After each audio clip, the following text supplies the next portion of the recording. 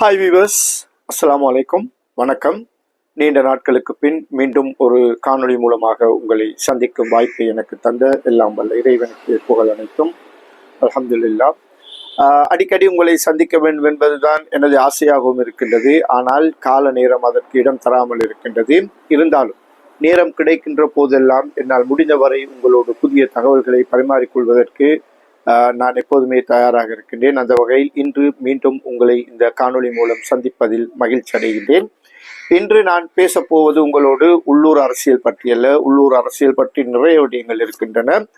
வேறொரு சந்தர்ப்பத்தில் அது குறித்து நாங்கள் விரிவாக பேசலாம். உள்ளூர் அரசியலின் தளம்பல் நிலைகள், கட்சிகளின் நிலைகள் எல்லாம் பற்றி நிறைய தகவல்கள் இருக்கின்றன. அவை குறித்து நாங்கள் ஆறுதலாக இன்னும் ஒரு தினத்தில் பேசலாம். ஆனால் இன்று நான் உங்களோடு பேச போகின்ற விடயம் ஒரு முக்கியமான விடயம்.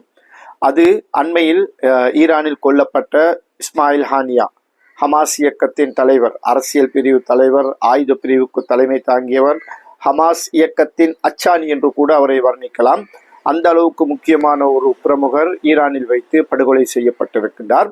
அந்த படுகொலை சம்பந்தமான சில தகவல்களை தான் உங்களோடு நான் பரிமாறிக்கொள்ளலாம் என்று நினைக்கின்றேன். இதை முழுமையாக கேளுங்கள். என்னை பொறுத்தவரையில் இந்த காணொளியை நீங்கள் முழுமையாக பார்த்த பிறகு, என்னுடைய நண்பர்கள் பலர் இருக்கின்றார்கள், எனக்கு தெரியும், ஈரானோடு மிகவும் நெருக்கமான தொடர்புடையவர்கள், ஈரானுடைய அரசியல் நிலைப்பாட்டை இலங்கையில் ஆதரிப்பவர்கள். நானும் கூட அவர்களோடு நெருக்கமாக பணியாற்றி இருக்கின்றேன். மத்திய கிழக்கில் ஈரானின் அரசியல் நிலைப்பாட்டை, அமெரிக்காவை எதிர்க்கின்ற அரசியல் நிலைப்பாட்டை, ஒரு முஸ்லிம் நாடு என்ற ரீதியில் துணிச்சலாக அமெரிக்காவை எதிர்த்து நிற்கும் அந்த அரசியல் நிலைப்பாட்டை நாங்கள் இன்னமும் வரவேற்றுக் கொண்டு தான் இருக்கின்றோம். இருந்தாலும் கூட ஈரான் குறித்த விமர்சனங்கள் அவ்வப்போது எங்களுக்கு எழுவதுண்டு. குறிப்பாக நான் ஈரான் பற்றிய விமர்சனங்களை அவ்வப்போது வெளியிட்டு வந்திருக்கின்றேன், நண்பர்களோடு பேசியிருக்கின்றேன். இந்த காணொளிகளில் கூட ஒரு தடவை நான் ஈரான் குறித்து சில விடயங்கள், அதாவது ஈரான் இஸ்ரேல் மீது நடத்திய அந்த தாக்குதலின் போது சில கருத்துக்களை முன்வைத்திருந்தேன். நண்பர்கள் சிலர் சர்ச்சைக்குரியதாக அந்த கருத்தை நோக்கியிருந்தார்கள். எனக்கு அதை பற்றி கவலை இல்லை. என்னுடைய சிந்தனைகளை பகிர்ந்து கொள்வதில் எனக்கு எந்த விதமான தயக்கமும் இல்லை. அதுதான் என்னுடைய நிலைப்பாடு. நான் ஈரானுக்கு ஆதரவானவனாக இருந்தாலும் கூட ஈரானிடம் எந்த ஒரு விடயத்துக்கும் கையேந்தியவனும் அல்ல, அவர்களில் தங்கியிருந்தவனும் அல்ல. நான் சுதந்திரமாக எப்பொழுதும் எல்லா இடத்திலும் என்னை அடையாளப்படுத்திக் கொண்டிருக்கின்றேன். அந்த சுதந்திர நிலைப்பாட்டில் தான் இன்னமும் வாழ்ந்து கொண்டிருக்கின்றேன். எனவே எனக்கு ஈரான் பற்றிய கருத்துக்களை சொல்வதில் எந்த விதமான தயக்கமும் இல்லை. ஆனால் நண்பர்கள், இதை தாங்கிக் கொள்ளும் பக்குவம் இருக்குமா என்பது எனக்கு சந்தேகம். இஸ்மாயில் ஹானியா ஈரானின் தலைநகரில் வைத்து கொல்லப்பட்டிருக்கின்றார். தலைநகரில் ஒரு சாதாரண இடத்தில் அல்ல, அவர் ஒரு இராணுவ முகாம் என்று கூட அதனை சொல்லலாம். இராணுவ வீரர்கள் தங்கி இருப்பதற்காக அமைக்கப்பட்டிருந்த ஒரு வீட்டில் தங்கியிருந்த போதுதான் அவர் மீது தாக்குதல் நடத்தப்பட்டிருக்கின்றது. இஸ்மாயில் ஹானியா கத்தாரிலும் துருக்கியிலும் மாறி மாறி சுதந்திரமாக வாழ்ந்து கொண்டிருந்தவர், அங்கு பாதுகாப்பாக வாழ்ந்து கொண்டிருந்தவர். அந்த இரு நாடுகளும் அவரை முடியுமான வரைக்கும் பாதுகாப்பாக வைத்திருந்தன என்றுதான் சொல்ல வேண்டும். அந்த பாதுகாப்பை ஈரான் அவருக்கு வழங்க தவறியது ஏன் என்பதுதான் இப்பொழுது எழுந்திருக்கின்ற முக்கிய கேள்வி. எனக்கு இந்த மரணம் தொடர்பான தகவல் கிடைத்ததுமே என்னுள் சில கேள்விகள் ஓடின. அந்த கேள்விகள், அதனை ஒத்த கேள்விகள் வேறு எங்காவது கேட்கப்பட்டிருக்கின்றனவா, வேறு யாராவது அதை பற்றி பேசியிருக்கின்றார்களா என்று நான் சற்று தேடி பார்த்தேன். தேடி பார்த்த போதுதான் பல இடங்களில் அவ்வாறான சந்தேகங்கள் எழுப்பப்பட்டிருப்பது என்னுடைய கண்ணில் பட்டது. அதன் பிறகுதான் நான் இந்த முடிவுக்கு வந்தேன், அதை உங்களோடு பகிர்ந்து கொள்ளலாம் என்று. நண்பர்களே, ஈரான் பற்றி உங்களுக்கு தெரியும். ஈரான் ஒரு ஷியா ஆட்சி அமைப்பு முறையுள்ள ஒரு நாடு. இஸ்லாமிய ஆட்சி, இஸ்லாமிய வரைவிலக்கணத்தோடு வாழ்பவர்கள் என்று சொல்லிக் கொள்கின்றார்கள். இருந்தாலும் அவர்கள் மத்தியில் ஒரு கடும் போக்குவாதம் இருக்கின்றது. அண்மை காலங்களில் உங்களுக்கு தெரியும், அந்த கடும் போக்குவாதத்துக்கு எதிராக அந்த மக்கள் மத்தியில் பெரும் புரட்சி ஏற்பட்டது. குறிப்பாக முக்காடு அணிந்து செல்ல வேண்டும் என்ற கட்டாயம் அங்கே திணிக்கப்பட்ட போது அதற்கு எதிராக பலர் கிளர்ந்து எழுந்தார்கள். அதனை மிக மோசமாக அடக்கியவர்களுள் ஒருவர் தான் முன்னாள் ஜனாதிபதி இப்ராஹிம் ரைசி. இலங்கைக்கு கூட வந்துவிட்டு சென்றவர் ஹெலிகாப்டர் விபத்தில் கொல்லப்பட்டார். இப்ராஹிம் ரைசியின் கொலை தொடர்பாகவே, இன்னும் மரணம் தொடர்பாகவே, மன்னிக்க வேண்டும், இப்ராஹிம் ரைசியின் மரணம் தொடர்பாகவே அது ஒரு விபத்தா சதியா என்ற சந்தேகம் இன்னமும் இருக்கின்றது. சர்வதேச அரங்கில் இன்னமும் அந்த சந்தேகம் இருக்கின்றது. ஆனால் அதை கிளறி ஆராய வேண்டியவர்கள் ஈரானியர்கள். அவர்கள் அதை அப்படியே அமுக்கி வைத்திருக்கின்றார்கள். அது தேவையில்லை, அந்த விசாரணை தேவையில்லை, அது தற்காலிகமாக நடந்த விபத்து தான் என்று அவர்கள் அந்த முடிவுக்கு வந்ததால் சர்வதேசத்தில் யாரும் அதை பற்றி அலட்டிக் கொள்ளவில்லை. அவர் திட்டமிட்டு கொல்லப்பட்டார் என்ற ஒரு சந்தேகம் இருக்கின்றது. அவருடைய ஹெலிகாப்டரை செலுத்தி சென்ற அந்த பைலட், ஹெலிகாப்டர் விமானி இஸ்ரேலின் கையால் என்றும் இஸ்ரேலுக்காக வேவு பார்த்தோர் என்றும் அவர் தன்னை ஒரு தற்கொலையாளியாக மாற்றிக்கொண்டு தான் அந்த காரியத்தை செய்தார் என்றும் ஒரு சந்தேகம் இருக்கின்றது. தன்னுடைய நாட்டின் ஜனாதிபதிக்கு ஒரு பாதுகாப்பான ஹெலிகாப்டரை வழங்க முடியாத ஒரு அரசா ஈரானிய அரசு என்ற கேள்வியும் அங்கே எழுகின்றது. இவ்வாறு பல சந்தேகங்கள் அங்கே இருக்கின்றன. ஆனால் அந்த சந்தேகங்கள் எல்லாம் ஒருபுறம் இருக்க, அதன் பிறகு ஈரானின் ஜனாதிபதியாக வந்த புதிய ஜனாதிபதி, உங்களுக்கு தெரியும், முதலாவது சுற்றில் அவரால் வெற்றி பெற முடியவில்லை. இரண்டாவது சுற்றில் தான் அவர் மஹ்மூத் பெசெக்ஸ்தான் என்பவர், இரண்டாவது சுற்றில் தான் அவர் ஜனாதிபதியாக தெரிவானார். அவர் ஒரு மிதவாத போக்குள்ளவர் என்பது பரவலாக பேசப்படுகின்றது. ஈரானின் இந்த சமய ரீதியான அடக்குமுறைகளுக்கு எதிரான ஒரு போக்குடையவர். அவருடைய நிலைப்பாடு குறித்து, அவர் என்ன மாதிரியான நடவடிக்கைகள் எடுக்கப் போகின்றார் என்பது குறித்து இன்னமும் தெளிவாக எதுவும் சொல்லப்படவில்லை. அவருடைய பதவியேற்பு வைபவத்துக்கு சென்ற வேளையில் தான் ஹானியா மீது தாக்குதல் நடத்தப்பட்டிருக்கின்றது. ஹானியா அந்த தாக்குதல் நடப்பதற்கு முன்னர் ஈரானின் ஆன்மீக தலைவர் சையத் ஆயத் கமைனியை சந்தித்து விரிவான உரையாடி இருக்கின்றார், விரிவான பேச்சுவார்த்தைகள் நடத்தி இருக்கின்றார் என்றும் கூறப்பட்டிருக்கின்றது. அது தொடர்பான தகவல்கள் வெளியாகி இருக்கின்றன. இப்பொழுது நாங்கள் இந்த ஹானியாவின் கொலை பற்றி நாங்கள் ஆராய்கின்ற பொழுது 3 விதமான விடயங்கள் அங்கே முன்வைக்கப்படுகின்றன. அவர் கொலை செய்யப்பட்டது 3 விதங்களாக இருக்கலாம் என்று. முதலாவதாக, அவருக்கு ஒரு வாட்ஸ்அப் தகவல் ஏற்கனவே வந்திருக்கின்றது, எங்கிருந்தோ வந்திருக்கின்றது. அவர் ஒன்றில் கத்தாரில் இருக்கும் பொழுது அது வந்திருக்கலாம், அல்லது ஈரான் செல்லும் வழியில் வந்திருக்கலாம். எப்படியோ அவருக்கு ஒரு வாட்ஸ்அப் தகவல் வந்திருக்கின்றது. அது ஒரு அன்னோன் நம்பரில் இருந்து வந்திருக்கின்ற தகவல். ஆனால் அவர் அதை ஓபன் பண்ணி பார்த்திருக்கின்றார், அந்த தகவலை வாசித்திருக்கின்றார் என்று சில கூற்றுக்கள் தெரிவிக்கப்பட்டிருக்கின்றன. அந்த வாட்ஸ்அப் தகவல் ஒரு AI தொழில்நுட்பத்தின் மூலம், ஆர்டிபிஷியல் இன்டெலிஜென்ஸ் மூலம் உருவாக்கப்பட்ட ஒரு ஸ்பை தொழில்நுட்பத்தோடு உருவாக்கப்பட்ட ஒரு புலனாய்வு தகவல் என்று தெரிவிக்கப்பட்டிருக்கின்றது. அதாவது அந்த தகவலை நாங்கள் ஆன் பண்ணினால் அது எங்களை கண்காணிக்க தொடங்கும். நாங்கள் எங்கே போகின்றோம், எங்கே வருகின்றோம் என்பது அந்த தொலைபேசி மூலமாக அது பதிவாகி அது எங்களை கண்காணிக்க தடும். மிகவும் மதிநுட்பத்தோடு தயாரிக்கப்பட்ட மிக நவீனமயமான, முதல் தடவையாக பாவிக்கப்பட்டிருக்கின்ற ஒரு தொழில்நுட்பம் என்றும் சொல்லப்படுகின்றது. அவ்வாறான ஒரு தொழில்நுட்ப தகவல் அவருக்கு அனுப்பப்பட்டு அதை அவர் திறந்து பார்த்து பின்னர் டெலீட் செய்யாமலோ அல்லது ஏதோ விட்டு அவர் அந்த பணிவிடை அந்த அந்த செய்தி மூலம், அந்த வாட்ஸ்அப் தகவல் மூலம் அவர் பின்தொடரப்பட்டிருக்கின்றார். இது ஒரு வகையான கருத்து. அது சரியா பிழையா என்பது வேறு விடயம். ஒருவேளை அது சரியாக இருந்தால் ஹானியா செய்திருப்பது மிகவும் தவறான ஒரு விடயம். சாதாரணமாக எங்களுக்கு கூட சொல்வார்கள், உங்களுக்கு தெரியும், கேள்விப்பட்டிருப்பீர்கள், அன்னோன் நம்பரில் இருந்து, தெரியாத முன்பின் பழக்கமில்லாத இலக்கத்திலிருந்து வாட்ஸ்அப்புக்கு ஏதாவது தகவல் வந்தால் don't open it, delete it என்று கூறுவார்கள். அதை திறந்து பார்க்காதீர்கள், அதை பார்க்காதீர்கள், அதை அப்படி அழித்து விடுங்கள். காரணம், நீங்கள் திறந்து பார்க்க தொடங்கியது முதல் உங்களை பற்றிய தகவல்களை மற்ற தரப்பிலிருந்து திரட்டுவதற்கான வாய்ப்புகள் இருப்பதாக அங்கே கூறப்படுகின்றது. இது ஒரு ஒரு ஒரு ஒரு தகவல், அதாவது ஒரு ஒரு கான்ஸ்பிரசி என்று குறிப்பிடலாம், அவரை கொலை செய்வதற்கான ஒரு சதி முயற்சி. இரண்டாவதாக, தாக்குதல் நடந்த உடனேயே சொல்லப்பட்ட ஒரு காரணம், ஏர்போர்ன் கைடட் ப்ரொஜெக்டைல் ஒன்றின் மூலம் அவர் தாக்கப்பட்டிருக்கின்றார். அதாவது வான்வெளி மூலமான வழிகாட்டுதல் கொண்ட ஒரு எரிகணை, ஏவுகணை அல்ல, எரிகணை. எரிகணை என்பது ஏவுகணையை விட சற்று தாக்கம் குறைந்தது, வீச்சு குறைந்தது. அவ்வாறான ஒரு எரிகணை மூலம் அவர் இருந்த இடத்துக்கு, அவர் இருந்த கட்டிடத்துக்கு தாக்குதல் நடத்தப்பட்டிருக்கின்றது. இது இரண்டாவது தியரி, இரண்டாவது கொள்கையாக இது இருக்கின்றது, அவர் கொல்லப்பட்ட விதம். இதைத்தான் ஆரம்பத்தில் ஈரானியர்களும் சொல்லியிருந்தார்கள், ஈரான் தகவல்களும் அதைத்தான் சொல்லியிருந்தன. அப்படி என்றால் ஈரானின் வான்வழி பாதுகாப்புக்கு என்ன நடந்திருக்கின்றது? தன்னுடைய நாட்டுக்கு, தன்னுடைய ஜனாதிபதியின் பதவியேற்புக்கு ஒரு அதிதியாக வந்தவரை தன்னால் பாதுகாக்க முடியாதென்றால், அந்த அளவுக்கு வான்வெளி பாதுகாப்பு ஈரானுக்கு போதியதாக இல்லை என்றால், ஈரான் எப்படி தன்னுடைய பாதுகாப்பை பற்றி மாறுதட்டி கொள்ள முடியும்? இன்று ஈரானை நம்பி எத்தனையோ போராட்ட குழுக்கள் களமிறங்கி இருக்கின்றன. ஒரு புறத்தில் ஹமாஸ் அவர்கள் ஈரானை நம்பி இருக்காவிட்டாலும் கூட ஈரானுக்கு ஆதரவு அவர்களுக்கு பெரும்பாலும் இருந்தது. ஹிஸ்புல்லா முழுக்க முழுக்க அவர்களை நம்பி இருப்பவர்கள். இங்கே யமனில் இருக்கும் ஹவுத்திகள் அவர்கள் முழுக்க முழுக்க ஈரானை நம்பி இருப்பவர்கள். எனவே இவர்கள் எல்லோரும் சேர்ந்து பலஸ்தீனத்தை மீட்பதற்கான ஒரு போராட்டத்தில் ஈடுபட்டிருக்கின்றார்கள். அது வரவேற்கப்பட வேண்டிய விடயம். ஆனால் இந்த போராட்ட குழுக்களை வழிநடத்துகின்ற ஈரானுக்கு தன்னுடைய சொந்த நாட்டுக்குள்ளேயே ஆகாய வழி பாதுகாப்பு ஒன்று இல்லை என்றால் அவர்கள் எப்படி மற்ற நாடுகளோடு இந்த பாதுகாப்பு பற்றி பேச முடியும்? அப்படி நடந்திருந்தால் ப்ரொஜெக்டல், அதாவது ஏர்போன் கைடட் ப்ரொஜெக்டல் ஒன்றின் மூலம் அவர் தாக்கப்பட்டிருந்தால் அதை விட ஈரானுக்கு அவமானம் வேறு எதுவும் இல்லை. மூன்றாவதாக சொல்லப்படுகின்ற தியரி மிகவும் மோசமான தியரி.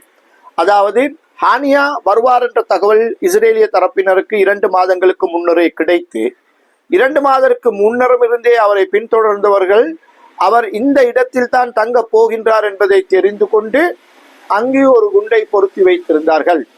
சரியான நேரம் பார்த்து அந்த குண்டு ரிமோட் கண்ட்ரோல் மூலம் வெடிக்க செய்யப்பட்டிருக்கின்றது என்பது தேர்ட் தியரி, மூன்றாவது கொள்கையாக இருக்கின்றது. இதுவும் உண்மை என்றால் இதைவிட ஈரானுக்கு வேறு அவமானமே தேவையில்லை. ஈரானுக்குள் இஸ்ரேலுக்காக வேவு பார்ப்பவர்கள் இருக்கின்றார்கள். இஸ்ரேலுக்காக அந்த அவ்வாறான ஒரு குண்டை கொண்டு சென்று அவ்வாறான இடத்தில் பொருத்தக்கூடியவர்கள் இருக்கின்றார்கள். அது பற்றி தகவல் சொல்லக்கூடியவர்கள் இருக்கின்றார்கள். ஹானியா வரப்போகின்றார், ஹானியார் இந்த இடத்தில் தான் தங்கப் போகின்றார் என்று தகவல் சொல்லக்கூடியவர்கள் எல்லாம் ஈரானுக்குள் இருக்கின்றார்கள் என்று சொன்னால் ஈரானிய புலனாய்வு சேவை என்ன செய்து கொண்டிருந்தது? நாங்கள் பேச்சு வழக்கில் கேட்பதாக இருந்தால் புடுங்கிக் கொண்டா இருந்தார்கள் என்று கேட்கலாம். என்ன செய்தார்கள் ஈரானிய புலனாய்வு பிரிவினர்? அந்த அளவுக்கு மட்டமான ஒரு புலனாய்வு சேவையை வைத்துக் கொண்டு ஈரான் எப்படி பாதுகாப்பை பற்றி பகிரங்கமாக பேச முடியும்? எனவே இந்த 3 தியரிகளுள் முதலாவது அந்த வாட்ஸ்அப் தியரியை தவிர மற்ற 2 தியரிகள் மூலமாக இது நடந்திருந்தால் ஏதோ ஒன்றின் மூலமாகத்தான் நடந்திருக்க வேண்டும். அவ்வாறு நடந்திருந்தால் அது ஈரானை பொறுத்த மட்டில் அதைவிட ஈரானுக்கு அவமானமான விடயம் வேறு எதுவும் இல்லை. இவற்றை எல்லாம் கடந்து இன்னொரு விடயம் இருக்கின்றது. அதுதான் மிகவும் பயங்கரமானது, பெரும்பாலானவர்களால் ஏற்றுக்கொள்ள முடியாததாக இருக்கின்றது. ஹானியாவை தீர்த்து கட்டுவதற்கு ஈரானே ஏன் முடிவு செய்திருக்க கூடாது? இந்த கேள்வி உங்களை சற்று தடுமாற வைக்கும், திடுக்கிட வைக்கும் என்பது எனக்கு நன்றாக தெரியும். ஆனால் ஏன் அப்படி ஒன்று இருக்கக்கூடாது? நான் பேச விரும்பாத விடயம், ஆனாலும் இந்த இடத்தில் பேச வேண்டிய விடயமாக இருக்கின்றது. ஈரான் ஷியா தரப்பு முஸ்லிம்களை பெரும்பான்மையாக கொண்டது. அவர்கள் அந்த கொள்கையில் மிகவும் ஊறிப்போனவர்கள், அது எனக்கும் நன்றாக தெரியும். ஆனால் அதை வெளியில் காட்டிக்கொள்ள மாட்டார்கள். ஹானியா ஷியா கோட்பாடுடையவர் அல்ல. அவர் எங்களை போன்ற மற்ற மத பிரிவினை சேர்ந்தவர்கள், சுன்னத் வல் ஜமாத் மத பிரிவினர், இஸ்லாம் பிரிவை சேர்ந்தவர்கள். எனவே இப்பொழுது ஈரான் இஸ்ரேலை அழித்து விடலாம் என்ற ஒரு நிலைப்பாட்டில் இருக்கின்றது. அவர்கள் மாறுதட்டி கொண்டிருக்கின்றார்கள். ஆனால் இந்த சம்பவத்துக்கு பின்னர் அவர்கள் தலைகுனிய வேண்டியிருந்திருக்கின்றது. அது ஒரு புறம் இருக்கட்டும். இஸ்ரேலை அழித்து விடலாம் என்று ஈரான் கட்டி எழுப்பியிருக்கின்ற மாயை ஒருவேளை சரி என்றால், அவ்வாறு ஈரானால் செய்ய முடியும் என்றால், அந்த மாயை தகர்க்கப்பட்ட பிறகு, அதாவது இஸ்ரேல் அழிக்கப்பட்ட பிறகு பலஸ்தீனத்துக்கு தலைமை தாங்க போவது யார்? ஷியா தரப்பில் இருந்து ஒருவர் ஹிஸ்புல்லா தரப்பில் இருந்து வர வேண்டுமா? லெபனானில் இருந்து வர வேண்டுமா? அவர்களுடைய கையில் அந்த ஆட்சி செல்ல வேண்டுமா? அல்லது ஹானியாவின் கையில் அந்த ஆட்சி செல்ல வேண்டுமா? ஏன் அதற்காக ஹானியாவை தீர்த்து கட்ட ஈரான் முடிவு செய்திருக்க கூடாது? துருக்கியிலும் கத்தாரிலும் பாதுகாப்பாக இருந்த ஒருவரை இங்கு வரவழைத்து ஏன் அவர்கள் இதை செய்திருக்க கூடாது என்ற ஒரு கேள்வியும் சர்வதேச அரங்கில், சர்வதேச புலனாய்வு ஊடகவியலாளர்கள் மத்தியில், இன்வெஸ்டிகேட்டிவ் ஜேர்னலிஸ்ட் மத்தியில் இவ்வாறான கேள்வி எழுப்பப்பட்டிருக்கின்றது. எனக்கும் இந்த சந்தேகம் இருந்தது. இந்த சந்தேகத்தின் பார்வை வேறெங்காவது இருக்கின்றதா, படர்ந்து இருக்கின்றதா என்று நான் தேடி பார்த்த பொழுது அதற்கான தடயங்கள் சர்வதேச அரங்குகளில் இருக்கின்றன. அவ்வாறான கேள்விகள் எழுப்பப்பட்டிருக்கின்றன. அதனால் தான் நானும் இன்று துணிந்து இதை உங்கள் மத்தியில் பேசிக் கொண்டிருக்கின்றேன். சில கேள்விகள் எழுப்பப்பட்டிருக்கின்றன. அண்மையில் தங்களுடைய ஜனாதிபதி ஒருவரை பலி கொடுத்தவர்கள், அது சாதாரண விபத்தாக இருக்கலாம். விபத்து என்று சொன்னாலும் கூட ஒரு ஜனாதிபதி பயணம் செய்வதற்குரிய உருப்படியான ஒரு ஹெலிகாப்டர் இல்லாத நாடா ஈரான்? இவ்வளவு ஆயுத கண்டுபிடிப்புகள், ட்ரோன் உற்பத்திகள் பற்றியெல்லாம் பேசுகின்றவர்களுக்கு தங்களுடைய ஜனாதிபதியை, அதுவும் அண்டை நாட்டுக்கு, மிக தூரத்துக்கு அல்ல, அண்டை நாட்டில் உள்ள ஒரு இடத்துக்கு, மிக அண்மையில் உள்ள ஒரு இடத்துக்கு கொண்டு செல்லக்கூடிய ஒரு வான்வெளி பாதுகாப்பு வாகனம் ஒன்று, ஹெலிகாப்டர் ஒன்றோ பிளைட் ஒன்றோ இல்லாதவர்களா ஈரான்? அப்படி என்றால் அவர்கள் எப்படி மற்ற குழுக்களை வழிநடத்த முடியும்? அவர்களுக்கு எப்படி பாதுகாப்பு விடயங்களை வழங்க முடியும்? அது மட்டுமல்ல, ஈரானிய அணு விஞ்ஞானிகள் பலர் இஸ்ரேலிய மொசாடினால் வேட்டையாடப்பட்டிருக்கின்றார்கள். தேடி பார்த்தால் உங்களுக்கு நிறைய தகவல்களை காணலாம். மலேசியா வரை துரத்தி வந்து கொல்லப்பட்டவர்களும் இருக்கின்றார்கள். சவுதி அரேபியா வரை துரத்தி செல்லப்பட்டு கொல்லப்பட்டவர்களும் இருக்கின்றார்கள். எனவே இவர்களுடைய பாதுகாப்பை எல்லாம் ஈரான் எப்பொழுதுமே கேள்விக்குறியாக வைத்திருக்கின்றது. ஈரானுடைய பாதுகாப்பு கேள்விக்குறியோடு தான் இருந்திருக்கின்றது. ஹானியாவின் மரணத்துக்கு பின் அது கேலிக்குரியதாகவும் மாறி இருக்கின்றது, நகைச்சுவைக்குரியதாகவும் மாறி இருக்கின்றது. எனவே ஈரான் தன்னை ஒரு இறைமை மிக்க நாடாக கூட, நாங்கள் சரியாக சொல்வதாக இருந்தால் ஒரு சவரின் ஸ்டேட், ஒரு இறைமை மிக்க நாடாக கூட ஈரான் இப்பொழுது தன்னை அழைத்துக் கொள்ள முடியாது. காரணம், ஈரானின் ஆழ்புல கட்டுப்பாட்டு பகுதிக்குள், அவர்களுடைய இறைமை மிக்க பிரதேசத்துக்குள் வெளியிலிருந்து தாக்குதல் நடத்தக்கூடிய அச்சுறுத்தல் இருக்கின்றன.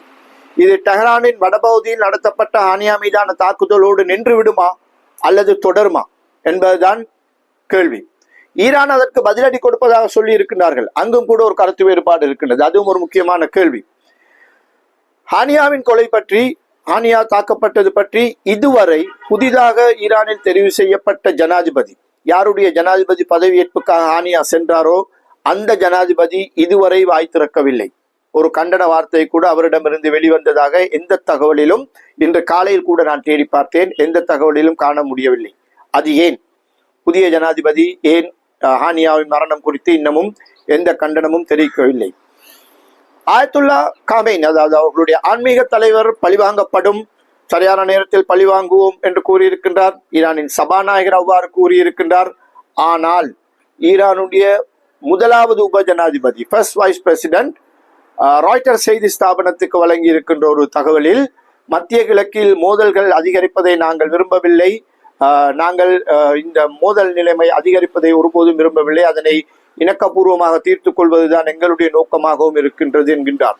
அப்படியானால் ஈரானிய அரசுக்குள் நான் ஏற்கனவே குறிப்பிட்டபடி இப்பொழுது மிதவாதம் அல்லது தாராளமயவாதம் கையோங்க தொடங்கி இருப்பதால் சமயவாதம் அடிபட்டு போகின்றதா என்ற கேள்வி, அல்லது இரு தரப்பினருக்கும் இடையில் கருத்து வேறுபாடு நிலவுகின்றதா என்ற கேள்வி இங்கே சரளமாக எழுகின்றது. ஏன் அவர் இன்னமும் புதிய ஜனாதிபதி இதை பற்றி கருத்து சொல்லவில்லை? ஆன்மீக தலைவர் பழிவாங்கப்படும் என்கின்றார், சபாநாயகர் பழிவாங்கல் நடவடிக்கை எடுக்கப்படும் என்கின்றார். ஆனால் ஃபர்ஸ்ட் வைஸ் பிரசிடென்ட், முதலாவது உப ஜனாதிபதி, அவ்வாறு நடக்காது என்பது போல் கதைத்திருக்கின்றார். இது ஏன் என்பது மிகவும் கவனமாக ஆராயப்பட வேண்டிய விடயம். ஹானியா தாக்கப்படுவதற்கு ஒரு நாளைக்கு முன்னர் லெபனானில் ஒரு ஹமாஸ் தலைவர், ஒரு ஹிஸ்புல்லா தலைவர், கமாண்டர் ஒருவர் கொல்லப்பட்டிருக்கின்றார், கட்டளை அதிகாரி ஒருவர் கொல்லப்பட்டிருக்கின்றார். அதற்கு இஸ்ரேல் உடனடியாக உரிமை கோரி இருக்கின்றது, நாங்கள் தான் அந்த தாக்குதலை நடத்தினோம், செய்தோம் என்று. ஆனால் ஹானியா மீதான தாக்குதலுக்கு இதுவரை இஸ்ரேல் வாய் திறக்கவில்லை, மௌனம் காக்கின்றார்கள், உத்தியோகபூர்வமாக எதுவும் கூறவில்லை.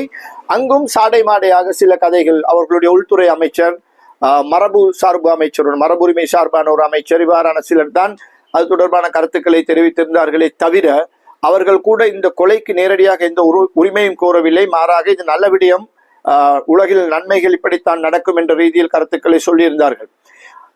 இஸ்ரேல் அதனை இன்னும் நேரடியாக ஒப்புக்கொள்ளவில்லை என்பது ஒரு பெரிய விடயம் அல்ல, யாருக்குமே அது பெரிய விடயம் அல்ல. அவர்களுடைய வரலாறு அப்படித்தான், எதையுமே அவர்கள் நேரடியாக ஒப்புக்கொள்ள மாட்டார்கள். கோழைத்தனமாக அவர்கள் அதை மறைமுகமாக உரிமை கோருவார்கள், அல்லது அதை அப்படியே காலம் தாழ்த்த விட்டு விடுவார்கள். அது ஒரு புறம் இருக்கட்டும்.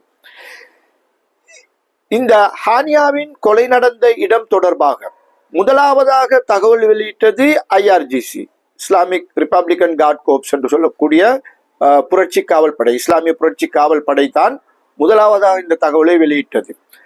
மரணம் அல்லது கொலை தாக்குதல் நடத்தப்பட்டதாக சொல்லப்படுவது அதிகாலை, ஈரான் நேரப்படி அதிகாலை 2 அல்லது 2:30 மணி அளவில். ஆனால் விடிந்த பிறகு மிக ஒரு சில மணித்தியாலங்கள் கழித்துதான் இந்த தகவலை முதலாக அந்த இஸ்லாமிய புரட்சி காவல் படை ஈரானிய ஊடகங்களுக்கு தெரிவித்து அதன் பிறகுதான் அது வெளியில் வந்தது. எனவே ஏன் இந்த காலதாமதம் என்ற ஒரு கேள்வியும் இங்கே எழுகின்றது. இது ஊடகங்களை அடக்குவதற்கு ஈரான் கையாளுகின்ற முறைகளில் ஒன்றா, அல்லது இந்த சம்பவத்தை எவ்வாறு வெளியில் சொல்வது என்று திட்டமிட்டு அவர்களுக்கிடையில் அது பற்றி ஆராய்ந்து சொல்வதற்கு காலம் எடுத்துக் கொண்டார்களா என்ற கேள்வி பரவலாக இருக்கின்றது. அது மட்டுமல்ல, இதுவரை ஹானியாவின் கொலை இடந்த இடம் குறித்து, அதாவது அந்த கட்டிடம் ஒன்றில் அவர் இருந்த பொழுது தாக்குதல் நடத்தப்பட்டிருக்கின்றது, அந்த தாக்குதலில் அந்த கட்டிடம் கிட்டத்தட்ட தரைமட்டமாக்கப்பட்டிருக்கின்றது என்ற ரீதியில் தான் செய்தி வெளியாகி இருக்கின்றது. ஆனால் அது தொடர்பான தடயங்கள் எதையும் ஈரான் இதுவரை யாரிடமும் சமர்ப்பிக்கவில்லை. சர்வதேச ஊடகங்களுக்கோ அல்லது வெளியுறவுக்கோ காட்டவில்லை. அது மட்டுமல்ல, சம்பவம் நடந்த இடத்தை கூட இன்னமும் மூடி மறைத்துக் கொண்டிருக்கின்றார்கள். அந்த சம்பவம் நடந்த இடத்தின் வீடியோ காட்சிகள் அல்லது படங்கள் வெளியானால் அதை ஓரளவு மதிப்பீடு செய்யக்கூடியதாக இருக்கும். இது எரிகணை தாக்குதலா அல்லது உள்ளே குண்டு வைத்து தகர்க்கப்பட்டிருக்கின்றதா அல்லது வெளியிலிருந்து வந்த நபர்கள் சுட்டு இருக்கின்றார்களா என்றெல்லாம் யோசிப்பதற்கு வாய்ப்பு இருக்கின்றது. ஆனால் இதுவரை அவ்வாறான காட்சிகளோ காணொளிகளோ ஈரானால் வெளியிடப்படவில்லை. அது ஒரு கேள்வி. அடுத்ததாக முக்கியமான கேள்வி, அதிகாலை வேளையில் அந்த தாக்குதல் நடத்தப்பட்டிருக்கின்றது. ஈரானே தெரிவித்திருக்கின்ற தகவலின்படி இராணுவ அதிகாரிகளுக்காக கட்டப்பட்ட ஒரு இல்லங்கள் அடங்கிய ஒரு ஹவுசிங் காம்ப்ளெக்ஸில் தான் இந்த தாக்குதல் நடந்திருக்கின்றது. அது ஒரு காம்ப்ளெக்ஸ், ஒரு கட்டிட தொகுதி அமைந்திருக்கின்ற இடத்தின் மீது ஒரு எரிகணை தாக்குதலோ அல்லது ஏவுகணை தாக்குதலோ நடந்தால் அது ஏற்படுத்தும் சேதங்கள் பாரதூரமானவை. 2 பேர் தான் மரணம் அடைந்திருக்கின்றார்கள், ஆனியாவும் அவருடைய உதவியாளர். அப்படி என்றால் அந்த நேரத்தில் வேறு எவரும் அங்கே இருக்கவில்லையா? பாதுகாப்புக்கு கூட அங்கே ஆட்கள் இருக்கவில்லையா? அவர்கள் இரவும் தனியாக இருந்தார்களா என்று கூறப்படுகின்றது. அது மட்டுமல்ல, இன்னும் சில தகவல்களின்படி ஹானியா அந்த அதிகாலை வேளையில் குளித்துக் கொண்டிருந்த பொழுது, ஷவரில் குளித்துக் கொண்டிருந்த பொழுதுதான் இந்த தாக்குதல் நடத்தப்பட்டிருக்கலாம் என்றும் சில கருத்துக்கள் வெளியாகி இருக்கின்றன. எனவே இந்த தாக்குதலின் போது சரியாக 2 மட்டும் தான் கொல்லப்பட்டார்கள். ஏன், எப்படி? அது மற்ற எவரும் அங்கே இருக்கவில்லையா? மற்ற இடங்களுக்கு எந்த விதமான பாதகங்களும் ஏற்படவில்லையா என்ற கேள்விகள் இங்கே எழுகின்றன. எனவே அமெரிக்காவுக்கு தெரியாமல், ஒருவேளை ஈரான் கூறுவது போல் இஸ்ரேல் இதை நடத்தியிருந்தால் அது அமெரிக்காவுக்கு தெரியாமல் நடந்திருக்காது. அப்படி என்றால் அமெரிக்காவுக்கு தெரிந்திருந்தால் அந்த தகவல் வேறு வழிகளில் கசிந்திருப்பதற்கு வாய்ப்பு இருக்கின்றது. எனவே அமெரிக்காவுக்கும் தெரியாமல் இஸ்ரேல் இவ்வாறான ஒரு நிலைப்பாட்டை எடுத்து இந்த தாக்குதலை நடத்தி இருக்குமா என்ற கேள்வியும் இங்கே எழுகின்றது.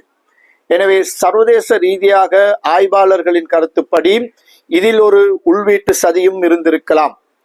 நான் குறிப்பிட்ட அந்த 3 தியரிகளின்படி அந்த வாட்ஸ்அப் தியரியை தவிர ஒன்றில் குண்டு வைக்கப்பட்டிருக்கலாம் அல்லது எரிகணை தாக்குதல் நடத்தப்பட்டிருக்கலாம் என்று சொன்னால் நிச்சயமாக ஈரானுக்கு உள்ளே அதற்கு ஆதரவான சிலர் வேலை செய்திருக்கின்றார்கள். அவர்களுடைய காட்டி கொடுப்பு இங்கே முக்கிய இடம் பிடித்திருக்கின்றது.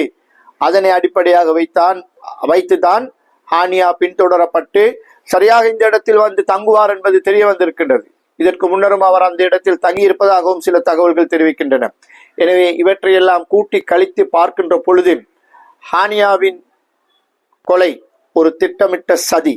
அந்த சதியில் ஈரானுக்கு பங்கு இருக்கின்றதா இல்லையா என்பதை தெளிவுபடுத்த வேண்டிய நிலையில் இப்பொழுது ஈரான் இருக்கின்றது.